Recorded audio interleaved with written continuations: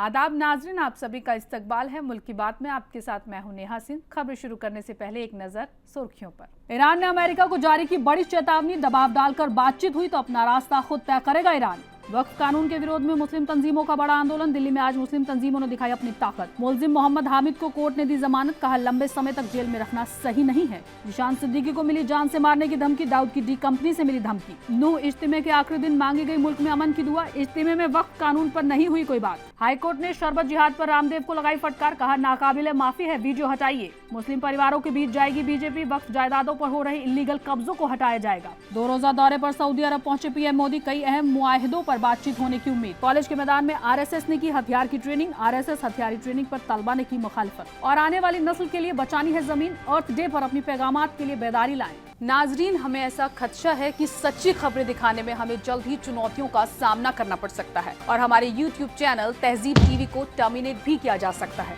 इसीलिए आपसे गुजारिश है कि हमारे नए चैनल जिसका नाम है तहजीब टीवी ऑफिशियल, आप उसे अभी सब्सक्राइब कर लें, ताकि अगर हमारा ओरिजिनल चैनल तहजीब टीवी किसी भी वक्त टर्मिनेट हो जाए तो आप आसानी से हमारे बैकअप चैनल से जुड़ सकें। हमारे नए चैनल तहजीब टीवी ऑफिशियल का लिंक डिस्क्रिप्शन में दिया गया है। शुक्रिया। अमेरिका और ईरान के बीच न्यूक्लियर डील के दूसरे राउंड की बातचीत के एक दिन बाद ही ईरान ने अमेरिका को एक बड़ी चेतावनी जारी कर दी है। दरअसल ईरानी सदर मसूद पेजिशकियान ने ट्रंप को खबरदार करते हुए ये कहा कि अगर अमेरिका बराबरी के लेवल पर बातचीत से इनकार करता है तो ईरान अपना अलग रास्ता तय करेगा, जिसका सीधा और साफ तौर पर मतलब ये है कि न्यूक्लियर डील करने के लिए ईरान अमेरिका के सामने ना तो गिड़गिड़ाएगा और ना ही किसी तरह का दबाव ही सहेगा। ईरानी सदर ने साफ वाजे कर दिया कि ईरान अपने मुल्क के मफाद को नजरअंदाज करके और झुककर किसी हाल में डील नहीं करेगा। ईरानी सदर का ये तीखा बयान इस बात की तरफ भी इशारा करता है कि अगर अमेरिका और ईरान के बीच डील नहीं हुई तो ईरान जंग करने के लिए भी गुरेज नहीं करेगा।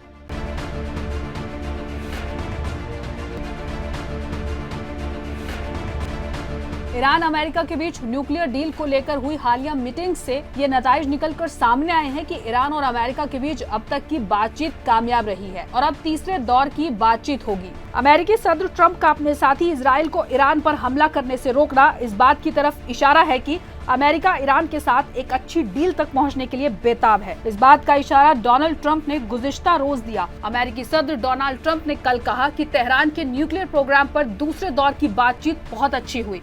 अब दूसरे राउंड की बातचीत के बाद ईरान ने अमेरिका को एक बड़ी चेतावनी जारी की है। ईरान ने वाजे किया है कि डील पर अमल करने का इकलौता रास्ता यही है कि अमेरिका अपनी सुपर पावर वाली नौइयत ना दिखाकर बराबरी के साथ ईरान से बात करे। प्रेस टीवी के मुताबिक ईरानी सदर मसूद पेजिशकियान ने दूसरे राउंड की बातचीत के एक दिन बाद कहा कि ईरान अपने कौमी मफाद की हिफाजत करने वाले एक तयशुदा ढांचे के अंदर ही अमेरिका के साथ समझौता करने के लिए तैयार है, लेकिन अगर वॉशिंगटन बराबरी के लेवल पर बातचीत करने से इनकार करता है तो वो अपना रास्ता खुद तय करेगा।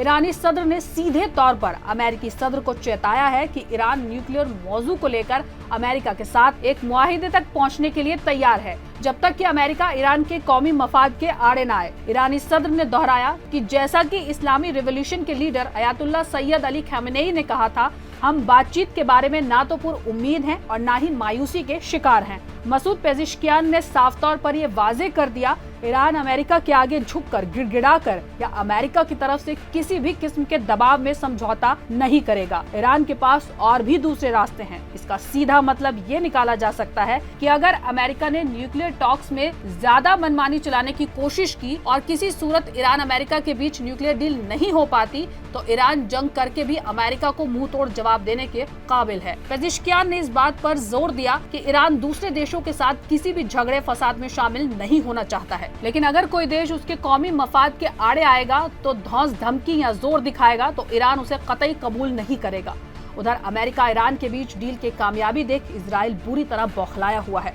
न्यूक्लियर टॉक्स में ईरान के बढ़ते दबाव और ट्रंप के झुकाव ने नेतन्याहू की नींदें उड़ा दी हैं। नेतन्याहू को खौफ है कि अगर ईरान अमेरिका के बीच न्यूक्लियर टॉक्स फेल हो गई तो ईरान एक बार फिर इजराइल पर बड़ा और घातक हमला कर सकता है ऑल इजराइल न्यूज के मुताबिक इजराइल के कान ब्रॉडकास्टर ने बताया कि पीर को इजरायली एयरफोर्स ने ईरानी मिसाइल हमले की नकल करते हुए बड़े पैमाने पर फौजी ड्रिल की। ड्रिल ईरान के ऑपरेशन टू प्रॉमिस 1 और 2 जैसे सिनेरियोस पर मरकूज थी, जिसके दौरान ईरानी मिसाइलों ने पिछले साल अप्रैल और अक्टूबर में इजरायली हवाई ठिकानों को निशाना बनाया था। इतना ही नहीं, नेतन्याहू अमेरिका के फैसले के खिलाफ जाकर ईरान पर एक छोटे से हवाई हमले का मंसूबा भी तैयार कर रहा है, क्योंकि ईरान के बढ़ते हुए दबदबे के खौफ से नेतन्याहू की रातों की नींदें उड़ गई हैं। मोदी सरकार ने भले ही वक्फ तरमीमी कानून को पास कर दिया हो, लेकिन all India Muslim personal law board ने बिल के विरोध में सुप्रीम कोर्ट से लेकर सड़क तक जंग छेड़ रखी है। वक्फ कानून को लेकर बीजेपी और मुस्लिम तंजीमों के बीच शहमात का खेल जारी है। नए वक्फ कानून को लेकर बीजेपी अक़लियती मोर्चा जन जागरण मुहिम चला रही है, तो वहीं मुस्लिम तंजीम देश भर में वक्फ बचाओ मुहिम के जरिए एहतजाज कर रहे हैं। All India Muslim personal law board की अगुवाई में देश की तमाम मुस्लिम तंजीम के नुमाइंदे आज दिल्ली में वक्फ कानून के विरोध में एकजुट होकर अपनी ताकत दिखाई। देश के अलग अलग हिस्सों में मुस्लिम तंजीम के लोग वक्फ तरमीमी कानून के खिलाफ मुस्लिम बिरादरी के लोग एहतजाज कर रहे हैं। All India Muslim personal law board ने वक्फ तरमीमी कानून के विरोध में दिल्ली में आज एकजुट होकर अपनी आवाज उठाई। मोदी सरकार से वक्फ कानून वापस लेने की गुहार भी लगाएंगे। AIM-PLB साफ कह चुका है कि वक्फ कानून जब तक वापस नहीं लिया जाता तब तक आंदोलन करते रहेंगे। All India Muslim personal law board ने दिल्ली के तालकटोरा स्टेडियम में तहफ़्फ़ुज़-ए-औक़ाफ़ कारवां नाम के बड़ा प्रोग्राम किया, जिसमें देश भर के मुस्लिम तंजीमों के नुमाइंदों के शामिल होने के साथ साथ सियासी और समाजी हलके से जुड़े कई लोगों ने शिरकत की। मुस्लिम पर्सनल लॉ बोर्ड की क़यादत में कानून के खिलाफ मुहिम को सपोर्ट करने की गुजारिश की है। All India Muslim personal law board की क़यादत में वक्फ कानून को वापस लिए जाने की लड़ाई में जमात-ए-इस्लामी, जमीयत उलेमा हिंद और दूसरे तमाम अहम मुस्लिम तंजीमों की हिमायत हासिल है। AIM-PLB का मानना है कि ये कानून वक्फ जायदादों का नेचर और ऑटोमनी को सीधे नुकसान पहुंचाएगा, जिसे वो इस्लामी वैल्यूज, शरीयत, मजहबी आज़ादी और भारतीय आइन के खिलाफ मानते हैं। महाराष्ट्र के नागपुर शहर में पिछले महीने हिंदुवादी तंजीम के जरिए मुगल बादशाह औरंगजेब की कब्र हटाने की मांग को लेकर तशद्दुद भड़क गया था। पिछले महीने तशद्दुद भड़काने के इल्जाम में गिरफ्तार किए गए माइनॉरिटीज डेमोक्रेटिक पार्टी के चेयरमैन मोहम्मद हामिद मोहम्मद हनीफ को अदालत ने जमानत दे दी। नागपुर में 17 मार्च को तब बड़े पैमाने पर पथराव और आगजनी हुई जब ये अफवाह फैल गई कि छत्रपति संभाजी नगर जिले में औरंगजेब की कब्र को हटाने की मांग को लेकर विश्व हिंदू तनाज़मीन दरगाह पर चढ़ी हुई पाक चादर को जला रहे हैं। हनीफ को 19 मार्च को नागपुर साइबर पुलिस ने फसाद भड़काने और सोशल मीडिया पर भड़काऊ वीडियो शेयर करने और अपलोड करने के इल्जाम में गिरफ्तार किया था। जज MB ओझा ने कहा कि मोहम्मद हामिद मोहम्मद हनीफ को 19 मार्च को गिरफ्तार किया गया था, तब से वो जेल में है। अदालत ने कहा जमानत रूल है और जेल एक्सेप्शन है। मुलजिम काफी समय से हिरासत में है और जांच पूरी हो चुकी है। माइनॉरिटीज डेमोक्रेटिक पार्टी के चेयरमैन को जमानत देते हुए अदालत ने कहा कि अगर मुलजिम लंबे समय तक जेल में रहता है और उसे जमानत पर रिहा नहीं किया जाता है तो उसे और उसके खानदान को जिंदगी गुजारने में मुश्किल उठानी पड़ेगी, जो उनके आने वाले कल के लिए अच्छा नहीं है। अदालत ने कहा कि मामले की सुनवाई भी जल्द पूरी नहीं होने वाली और इसलिए मुलजिम को जेल में रखने का कोई मकसद पूरा नहीं होगा। महाराष्ट्र के साबिक MLA और NCP नेता जिशान सिद्दीकी को जान से मारने की धमकी मिली है। ये धमकी उन्हें ईमेल के जरिए मिली है। जिशान सिद्दीकी ने दावा किया है कि 21 अप्रैल को ईमेल के जरिए उन्हें जान से मारने की धमकी मिली है। साथ ही सिद्दीकी ने दावा किया कि ईमेल में कहा गया है कि अगर उन्होंने डी कंपनी का मेंबर होने का दावा करने वाले एक शख्स को 10 करोड़ रुपए नहीं दिए तो उनके वालिद बाबा सिद्दीकी की तरह उनका भी कत्ल कर दिया जाएगा। पुलिस के एक अफसर ने बताया कि शिकायत मिलने के बाद पुलिस ने जान से मारने की धमकी और जबरदस्ती वसूली की मांग के मामले में जांच शुरू कर दी है और जिशान सिद्दीकी का बयान दर्ज कर लिया है। जिशान सिद्दीकी ने कहा, पिछले 3 दिनों से मुझे लगातार ईमेल मिल रहे हैं जिसमें लिखा है कि अगर आप 10 करोड़ रुपए नहीं देंगे तो बाबा सिद्दीकी की तरह आपका भी कत्ल कर दिया जाएगा। ईमेल भेजने वाले ने डी कंपनी का मेंबर होने का दावा किया और मुझे पुलिस से शिकायत ना करने की धमकी दी। साबिक MLA ने कहा कि धमकी भरे मैसेज उनके निजी ईमेल अकाउंट पर भेजे गए थे। उन्होंने बताया कि ईमेल भेजने वाले ने दावा किया कि बाबा सिद्दीकी के कत्ल के पीछे लॉरेंस बिश्नोई का हाथ नहीं बल्कि डी कंपनी है। डी कंपनी भगोड़े अंडरवर्ल्ड डॉन दाऊद इब्राहिम के मुंबई में जुल्म सिंडिकेट गैंग को दिया गया एक नाम है। उत्तर प्रदेश में मौजूद मशहूर दारुल उलूम देवबंद मदरसा में तलबा के मोबाइल चलाने पर बैन लगा दिया गया है। ये फैसला तलबा की पढ़ाई और इम्तिहान को ध्यान में रखते हुए देवबंद मदरसा इंतजामिया की तरफ से लिया गया है। ये फैसला नए दाखिले के बाद लिया गया है और दारुल उलूम देवबंद में मौजूद सभी नए और पुराने तलबा पर लागू किया गया है। इस फैसले को सही बताते हुए देवबंद मदरसा की तरफ से कई दलील भी दी गई हैं। दारुल उलूम का कहना है कि वो हमेशा से अपने तलबा को बाहरी गैर जरूरी चीजों से दूर रखता है, इल्म और दीनी तालीम पर जोर देता आया है। इस नीति के तहत मोबाइल फोन, खासतौर पर स्मार्टफोन्स को एक बड़ी रुकावट माना जा रहा है, जो तलबा की तालीमी तरक्की में रुकावट बन सकते हैं। दारुल उलूम हॉस्टल के मुफ्ती अशरफ अब्बास की ओर से चस्पा कराए गए ऐलान में तलबा को एंड्रॉयड मोबाइल का इस्तेमाल न करने को कहा गया है। साथ ही साथ कहा गया है कि यदि तलाशी के दौरान किसी तलबा के पास से एंड्रॉयड या फिर मल्टीमीडिया मोबाइल भी बरामद होता है तो उसके खिलाफ कार्रवाई की जाएगी। हरियाणा के नूह जिले के फिरोजपुर झिरका में 3 दिन का इज्तिमा मुनक्किद हुआ। इस इज्तिमा का पीर को आखिरी दिन था। इसमें हिस्सा लेने के लिए पूरे मुल्क से बड़ी तादाद में मुसलमान फिरोजपुर झिरका पहुंचे। इज्तिमा के आखिरी दिन की अगर हम बात करें तो आखिरी दिन मशहूर आलिम दीन मौलाना साद ने दुआ की। दुआ के बाद इज्तिमा में शामिल होने आए लोग घरों के लिए रवाना हो गए। इज्तिमा में आए लोगों का कहना है कि इस 3 दिन के जलसे में किसी भी तरह के वक्फ कानून पर कोई बात नहीं हुई, सिर्फ और सिर्फ मजहब से जुड़ी बातों का जिक्र किया गया। दुआ में मुल्क में अमन, चैन, बरकत और लोगों के खैर की दुआ मांगी गई। इज्तिमा में करीब 15 लाख लोगों के पहुंचने की उम्मीद जताई जा रही थी और लगभग ऐसी ही भीड़ मौके पर देखने को मिली। भीड़ का अंदाजा इस बात से लगाया जा सकता है कि जब इज्तिमा खत्म होने के बाद वहां से लोग निकले तो सड़क पर लंबा जाम लग गया, जिससे लोगों को काफी मुश्किलों का सामना करना पड़ा। नूह पुलिस ने ट्रैफिक कंट्रोल करने और जाम को खुलवाने के लिए कड़ी मशक्कत की। तबलीगी जमात ने इज्तिमा में जमात चीफ मौलाना साद ने कहा कि इस्लाम कभी भी मुल्क की मुखालिफत की इजाजत नहीं देता। उन्होंने कहा कि एक सच्चा मुसलमान वही होता है जो शरीयत के साथ मुल्क के कानूनों का भी एहतराम करे। मौलाना ने मुस्लिम बिरादरी को सही रास्ते पर चलने की नसीहत दी और कहा कि ऐसा कोई काम न करे जिससे किसी के जज्बात को ठेस पहुंचे। पश्चिम बंगाल के कूच बिहार जिले में भारत बांग्लादेश सीमा इलाके में एक हैरान कर देने वाला वाकया सामने आया है। इस वाकये में बीएसएफ पर इल्जाम है कि उन्होंने कानून की हिरासत में मौजूद एक किसान को इतनी बेरहमी से मारा पीटा कि उसकी मौके पर ही मौत हो गई। मुतासिरा खानदान वालों के मुताबिक बीएसएफ ने जहानूर हक को बेरहमी से कत्ल कर दिया। खानदान के मुताबिक दी गई शिकायत में बताया गया कि बीएसएफ जवानों ने जहानूर को रोका, जबरन कपड़े उतरवाए और मुस्लिम मजहब से होने की वजह से पीटना शुरू कर दिया। चश्मदीदों और एक फैक्ट फाइंडिंग रिपोर्ट के मुताबिक एक जवान ने पहले जहानूर हक को जमीन पर गिराया, फिर उसके सीने पर चढ़कर गोली मार दी। इसके बाद एक दूसरे जवान ने उसके सिर और पैर में गोली मारी, जिससे उसकी मौके पर ही मौत हो गई। वाकये के बाद जहानूर की लाश लगभग 6 घंटे तक खुले में पड़ी रही। इस दौरान बीएसएफ ने न सिर्फ गांव वालों को लाश के पास जाने से रोका, बल्कि खानदान को भी दूर रखा। दोपहर के करीब पुलिस ने लाश को कब्जे में लेकर दिनहाटा सब डिविजनल अस्पताल भेजा, जहां डॉक्टरों ने मेडिकल जांच के बाद उसे मुर्दा घोषित किया। इसके बाद पुलिस ने पोस्टमार्टम के लिए शव को एमजेएन मेडिकल कॉलेज भेजा, लेकिन फॉरेंसिक डॉक्टर की गैर मौजूदगी की वजह से पोस्टमार्टम अगले दिन किया गया। शख्स की खोपड़ी की जांच नहीं की गई, जिससे सबूतों से छेड़छाड़ का इल्जाम भी लग रहा है। फिलहाल खानदान के लोग इंतजामिया से इंसाफ की उम्मीद कर रहे हैं। दिल्ली हाई कोर्ट ने पतंजलि के चीफ रामदेव के शरबत जिहाद वाले बयान पर सख्त मौकिफ इख्तियार किया है। रामदेव ने हमदर्द कंपनी के शरबत रूह अफ़ज़ा के खिलाफ मुतनाज़ा बयान दिया था, जिसे अदालत ने नाकाबिल माफ़ी और अदालत के ज़मीर को झंझोरने वाला करार दिया और रामदेव को फटकार लगाने के साथ साथ वीडियो भी हटाने के लिए कहा है। ये मामला उस वक्त सामने आया जब रामदेव ने पतंजलि के गुलाब की तशहीर करते हुए रूह अफ़ज़ा को निशाना बनाते हुए दावा किया कि इसके फरोख्त से हासिल होने वाली रकम मदरसों और मस्जिद की तामीर में इस्तेमाल होती है।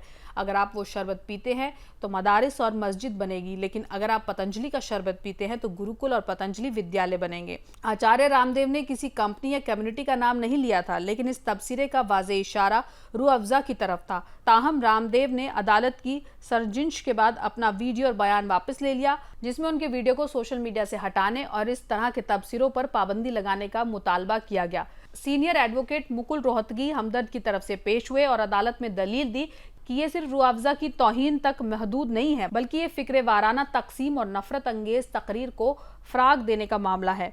दोपहर को जब इस मामले में दोबारा समाअत हुए तो रामदेव के वकील ने अदालत से कहा कि वो सोशल मीडिया से रामदेव के तबसरे पर मुश्तमिल वीडियो वापस ले रहे हैं।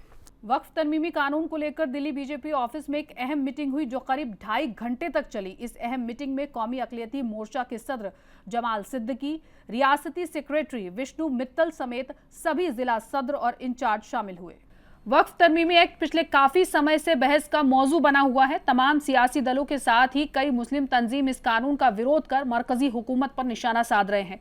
इस बीच वक्फ तरमीमी कानून को लेकर दिल्ली बीजेपी ऑफिस में एक अहम मीटिंग हुई जो करीब 2.5 घंटे तक चली। इस अहम मीटिंग में कौमी अक़लियती मोर्चा के सदर जमाल सिद्दीकी, दिल्ली रियासत इंचार्ज कारी मोहम्मद हारून, रियासती सदर अनीश अब्बासी समेत सभी जिला सदर और मंडल इंचार्ज शामिल हुए। बैठक में यह फैसला लिया गया कि वक्फ से जुड़ी जागरूकता को बढ़ाने के लिए मंडल सतह पर जन जागरण मुहिम चलाई जाएगी और लोगों को वक्फ बोर्ड की सही मालूमात भी दी जाएगी। बताया जा रहा है कि जन जागरण मुहिम 5 मई तक राजधानी दिल्ली के अलग अलग मंडलों में ऑपरेट की जाएगी। हर मंडल में एक वर्कशॉप मुनक्किद की जाएगी जिसमें सूबे की सतह का एक तर्जुमान लोगों को खिताब करेगा। इस मुहिम के तहत बीजेपी दिल्ली के मुस्लिम बहुल हलकों और मुस्लिम परिवारों के बीच जाएगी और वक्फ तरमीमी बिल के बारे में साफ मालूमात देगी। उन्हें बताएगी कि किस तरह से ये कानून उनके हक में है। पीएम नरेंद्र मोदी अपने 2 रोजा दौरे पर सऊदी अरब के जेद्दा शहर पहुंचे, जहां वो क्राउन प्रिंस मोहम्मद बिन सलमान से 2 तरफा उमूर और स्ट्रैटेजिक लीडरशिप पर बातचीत करेंगे। इस दौरान रूस यूक्रेन जंग, मगरिबी एशिया की सूरत हाल और कई अहम मुआहदों पर बातचीत होने की उम्मीद है। पीएम नरेंद्र मोदी आज सऊदी अरब के दौरे पर हैं। ये दौरा सऊदी क्राउन प्रिंस मोहम्मद बिन सलमान की दावत पर हो रहा है। पीएम मोदी 22 और 23 अप्रैल को जेद्दा शहर में होंगे। सऊदी अरब की भारतीय सफीर सुहेल एजाज ने उनके सफर को लेकर जानकारी दी। उन्होंने कहा कि पीएम नरेंद्र मोदी जेद्दा आ रहे हैं। सदियों से जेद्दा उम्रा और हज के लिए आने वाले जायरीन के लिए बंदरगाह रहा है। उन्होंने कहा कि यहां दोनों रहनुमा पीएम मोदी और क्राउन प्रिंस स्ट्रैटेजिक शिरकतदारी काउंसिल की बैठक की सदारत करने जा रहे हैं। इस सफर के दौरान बड़ी तादाद में समझौतों पर दस्तखत किए जाएंगे और उनका तबादला किया जाएगा। इससे पहले हाल ही में खारजा सेक्रेटरी विक्रम मिस्री ने पीएम के इस सफर की जानकारी दी थी। उन्होंने कहा कि ये दौरा भारत और सऊदी अरब के रिश्तों के लिए बहुत अहम है। मिस्री ने कहा, सऊदी अरब इस्लामी दुनिया में एक बड़ी आवाज है और वो अब इलाकाई मामलों में भी अहम रोल अदा कर रहा है। उन्होंने ये भी कहा, पीएम मोदी और क्राउन प्रिंस मोहम्मद बिन सलमान के बीच अच्छे और गर्मजोशी भरे रिश्ते हैं। इनकी आपसी समझ और सोच से दोनों मुल्कों के रिश्ते और मजबूत हुए हैं। एमपी के गुना में हनुमान जयंती के मौके पर तशद्दुद फूट पड़ा था, जिसके बाद बीजेपी नेता और गुना पार्षद ओम प्रकाश के खिलाफ केस दर्ज होने के कुछ ही दिनों बाद गुना के एसपी संजीव कुमार सिन्हा का तबादला कर दिया गया था। उन्हें भोपाल पुलिस हेडक्वार्टर में असिस्टेंट आईजीपी के ओहदे पर भेजा गया है। मध्य प्रदेश के गुना में हनुमान जयंती के मौके पर तशद्दुद फूट पड़ा था। तशद्दुद के बाद दोनों फरीकों के खिलाफ एफआईआर दर्ज की गई, जिसमें बीजेपी के लीडरान पर इल्जाम है कि मस्जिद के सामने भड़काऊ नारे और इश्तियाल अंग्रेज तकरीरें की गई, जिसमें काउंसलर का नाम भी शामिल है। इस कार्रवाई के बाद अटकलें लगाई जा रही थी कि एसपी के खिलाफ कार्रवाई हो सकती है। कांग्रेस का इल्जाम है कि भाजपा लीडरान के खिलाफ कार्रवाई करने की वजह से गुना के एसपी को हटाया गया। गुना के एसपी जितेंद्र सिन्हा को इतवार शाम उनके ओहदे से हटा दिया गया। उनकी जगह आईपीएस अफसर अंकित सोनी को भोपाल हेडक्वार्टर से मुंसलिफ एसपी बनाया गया है। दरअसल पुलिस ने कत्ल की कोशिश, दंगा और तोड़फोड़ जैसे इल्जामों में करीब 25 लोगों के खिलाफ मामला दर्ज किया है। बंदूक हिंसा के सिलसिले में अब तक 9 लोगों को गिरफ्तार किया गया है। मालूम हो कि मध्य प्रदेश के गुना में हनुमान जयंती के मौके पर हुई फिरके वाराना वाक्य के सिलसिले में पुलिस ने भाजपा लीडर और गुना के काउंसलर ओम प्रकाश उर्फ गब्बर कुशवाहा के खिलाफ मामला दर्ज किया है। पुलिस जरिए दर्ज मामले में गब्बर कुशवाहा पर मकामी मस्जिद के सामने जुलूस निकालने, भड़काऊ नारे लगाने और पथराव में शामिल होने का इल्जाम लगाया गया। तिरुवनंतपुरम के मार इवानियोस कॉलेज ग्राउंड में आरएसएस के चलाए जा रहे हथियार ट्रेनिंग कैंप ने एहतजाज और तनाजे को जन्म दे दिया है। तलबा तंजीमों ने तालीमी इदारे से इस तरह के प्रोग्राम की इजाजत पर सवाल उठाए हैं। केरल स्टूडेंट यूनियन ने इस तरह के कैंपर की मुखालिफत की है और इस बात पर गंभीर सवाल उठाया है कि आरएसएस को कॉलेज कैंपस का इस्तेमाल करने की इजाजत किसने दी। एसएफआई तिरुवनंतपुरम समिति ने कैंपस के इस्तेमाल पर कहा कि कैंपस तालीमी अदारा और पूजा पाठ के इस्तेमाल की जगह नहीं है और उसकी निंदा उन्होंने आरएसएस की ट्रेनिंग कैंप को हथियार की ट्रेनिंग कहा और इसे गैर आईनी और अमन सुकून और मुल्क के लिए गंभीर खतरा बताया। बयान में कहा गया कि स्कूल दुनियावी तालीम सीखनी मरकज है, डर फैलाने की जगह नहीं है। इसी तरह मंदिरों पर भी बयान दिया कि मंदिर लोगों की ईमान की जगह होनी चाहिए, लेकिन आजकल मंदिर जैसी जगहों पर नफरत के मंच बनाए जा रहे हैं। एसएफआई और केएसयू दोनों ने कॉलेज पर इल्जाम लगाया और दावा किया कि छात्र तंजीम को कैंपस में अपने झंडे लाने की भी इजाजत नहीं है। सियासती प्रोग्राम करना तो दूर की बात है। उन्होंने आरएसएस के इस तरह के चलाए जा रहे कैंपों को तुरंत बंद करने की मांग की। साथ ही कहा कि इस तरह के कैंप मुल्क में नफरत और डर पैदा करते हैं। दिल्ली की सीएम रेखा गुप्ता ने हीट एक्शन प्लान लॉन्च किया है, जिसके तहत शहर में 3000 ठंडे पानी के एटीएम लगाए जाएंगे, जिनमें से 1000 पब्लिक प्लेसेस पर होंगे। इसके अलावा छायादार शेल्टर भी बनाए जाएंगे और स्कूलों के पास आरओ यूनिट भी लगेगी। दिल्ली की सीएम रेखा गुप्ता ने डिजास्टर मैनेजमेंट को एक्टिव करते हुए हीट एक्शन प्लान लॉन्च किया है और दिल्ली वालों को भयंकर गर्मी से राहत दिलाने का वादा किया। उन्होंने ठंडे पानी के 3000 एटीएम लगाए जाने का ऐलान किया है और हीट एक्शन प्लान के तहत 1800 नेशनल और दिल्ली डिजास्टर के हालात में मदद करने वाले डिजास्टर फ्रेंड्स को शामिल करने के अलावा छायादार शीतल शेल्टर बनाने और दिल्ली सरकार के स्कूलों और ऑफिस बिल्डिंग की चारदीवारी के पास 3000 बड़ी वाटर आरओ यूनिट खोलने की बात कही। सीएम ने कहा, सरकार की कोशिश है कि हीट वेव के दौरान कोई भी नागरिक गर्मी की मार से बीमार ना हो। हीट अलर्ट समय पर लोगों तक पहुंचे और बचाव के लिए जरूरी कदम उठाए जा सके। सरकार दिल्ली को हीट वेव रेजिलेंट सिटी बनाने की सिमत में एक ठोस कदम उठा रही है। सीएम ने कहा कि फुटपाथों पर कूलिंग शेड्स बनाए जाएंगे ताकि राह चलने वाले लोगों को धूप से राहत मिल सके। इसके अलावा बस स्टॉप को भी इस तरह डिजाइन किया जाएगा कि वहां खड़े बस का इंतजार करने वाले लोगों को गर्मी से राहत मिले। उन्होंने कहा कि महकमा मौसम के ताउन से समय रहते हीट वेव अलर्ट जारी किए जाएंगे और महकमा मौसम की ओर से जारी कलर कोड हीट अलर्ट की बिना पर महकमों और मोहल्लों में समय रहते जरूरी कार्रवाई की जाएगी। साथ ही मोबाइल मैसेज, मीडिया और पोर्टल के जरिए सही मालूमात लोगों तक पहुंचाई जाएगी। दिल्ली के बड़े अस्पतालों में हीट वेव वार्ड तैयार किए जा रहे हैं जिसमें ठंडक की सहूलियत, ओआरएस और ट्रेन्ड स्टाफ मौजूद रहेंगे। झुग्गी बस्तियों और कम इनकम वाले इलाकों में छांव, पीने के पानी और मदद सेंटर बनाए जा रहे हैं। सीएम ने कहा कि स्कूलों में बच्चों को वाटर बेल के जरिए पानी पीने की आदत डाली जाएगी और दिल्ली के 5500 से ज्यादा स्कूलों के 14 लाख बच्चों को डिजास्टर मैनेजमेंट और हीट वेव से बचाव के लिए जागरूक और ट्रेन किया जाएगा। इसी के साथ साथ पब्लिक प्लेसेस जैसे बस स्टॉप और रेलवे स्टेशन पर ठंडे पानी का इंतजाम किया जाएगा। कूल रूफ टेक्नोलॉजी का पायलट प्रोजेक्ट भी शुरू किया जा रहा है। आज यौम अर्थ मनाया जा रहा है। यौम अर्थ एक खास दिन है जो जमीन और उसके वसाइल के तहफ़्फ़ुज़ और उसके कुदरती वसाइल के लिए वक्फ है। ज़मीन ज़िंदगी देने वाली है जिसमें ज़िंदगी के लिए ज़रूरी तमाम कुदरती वसाइल मौजूद हैं जैसे हवा, पानी, मिट्टी, सूरज की रोशनी और साजगार दर्जाए हरारत। 22 अप्रैल को यौम अर्थ मनाया जाता है जो ज़मीन में हमें ज़िंदगी देने वाली है जिसमें ज़िंदगी के लिए ज़रूरी तमाम कुदरती वसाइल मौजूद हैं जैसे हवा, पानी, मिट्टी, सूरज की रोशनी और साजगार दर्जाए हरारत। हमें आने वाली नस्लों के लिए जमीन को बचाना है। आज जमीन का जरूरत से ज्यादा इस्तेहाल किया जा रहा है जिससे जमीन को नुकसान पहुंच रहा है। इस तरह से इस्तेहाल की वजह से जमीन और उसका माहौल आलूदा हो रहा है। अर्थ डे मनाने का मकसद जमीन के इस्तेहाल को रोकना और माहौलियात को तहफ़्फ़ुज़ फराहम करना है। अर्थ डे के मौके पर सबको कुदरत की हिफाजत का अहद करना चाहिए। खानदान, रिश्तेदारों, दोस्तों और प्यारों को फितरत की हिफाजत के लिए तरगीब दें। इसके लिए उन्हें ज़मीन की अहमियत और तहफ़्फ़ुज़ माहौलियात की तालीम दें। इस अर्थ डे पर माहौलियाती तालीम के लिए कुछ पुरकशिश वॉलपेपर्स के जरिए बेदारी लाएं। उन्हें बेदारी पैदा करने के लिए अपने दोस्तों, रिश्तेदारों को भेजे जा सकते हैं। नाज़रीन, मुल्क की बात में आज के लिए बस इतना ही। मुझे दीजिए इजाज़त। आदाब।